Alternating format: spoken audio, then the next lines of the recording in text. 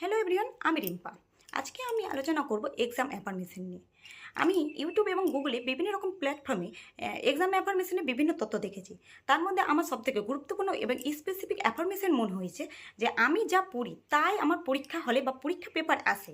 এই অ্যাফার্মেশন যদি তুমি বারবার বারবার নিজেকে রিনফোর্সমেন্ট করতে থাকো, তবে একটা সময় দেখবে, বলে না 100 বার বলা মিথ্যে কথাও কিন্তু তোমাদের জন্য সত্যি হয়ে ওঠে।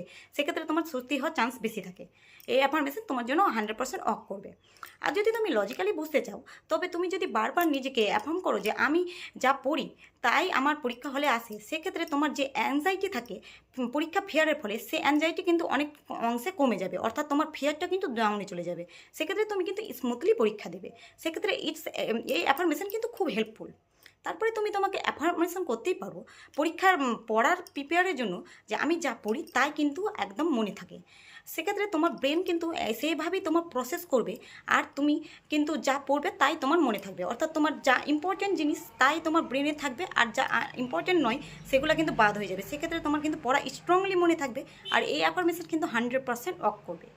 আর তুমি তোমাকে অ্যাফার্ম করতেই পারো যে আমি পরীক্ষার হলে গিয়ে শান্তভাবে খুব ভালোভাবে পরীক্ষা দিই।